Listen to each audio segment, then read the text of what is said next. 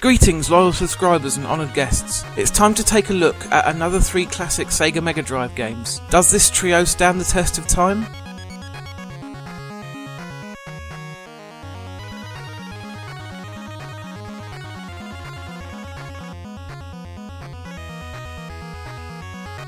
Bonanza Brothers had an international arcade release in 1990 before being brought over to the Megadrive in 1991.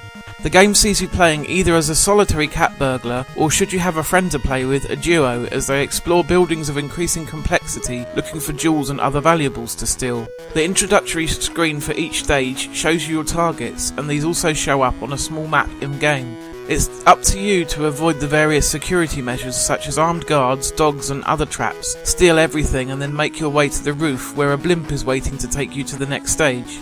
The game is a huge amount of fun when enjoyed in co-op, as you can work together to fool the guards. Playing on your own, however, is much tougher and nowhere near as fun. It's still a decent game when played solo, but you'll end up losing a lot of lives, where with another person you can outfox the CPU-controlled guards and get around them unscathed. Overall though, Bonanza Brothers is a clever and original game and well deserving of a place in this collection.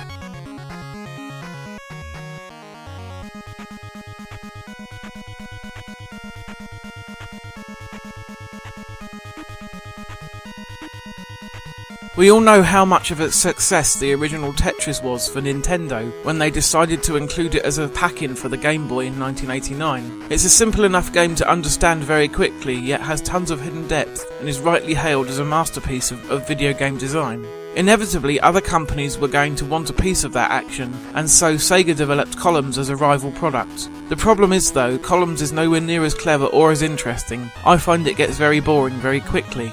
The basic idea is that you have a well just like in Tetris, except this time columns of 3 coloured gems are descending. It's up to you to match 3 or more gems of the same colour either horizontally, vertically or diagonally, whereby you score points. As you proceed, the game gets faster and faster until the gems hit the top of the screen and it's game over. Columns did hold some appeal for me when it was first released, especially in its Game Gear incarnation where it helped show off the full colour screen of Sega's handheld, but like I said, I found the game gets very dull very quickly, and there are way more interesting titles I could be playing, especially on the Megadrive.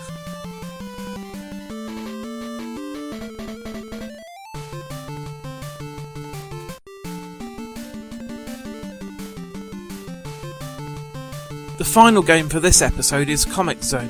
It was quite a late release in the life cycle of the Megadrive, being published in 1995, and so it completely passed me by until it started appearing on compilations like this one. The game was developed by Sega Technical Institute, and they really managed to tap into the power of the machine to deliver graphics the like of which had not really been seen before. Sketch Turner is a comic book artist who one dark and stormy night gets sucked into one of his creations, where he then has to go up against the evil Mortis and his minions. He does this in the form of a scrolling beat-em-up, but one with a very unique presentation style.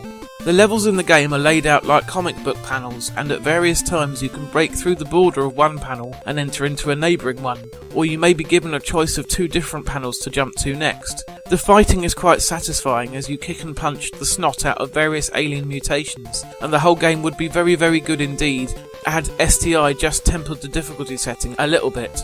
You are only given 1 life and no continues to complete the entire game, which is extremely hard going.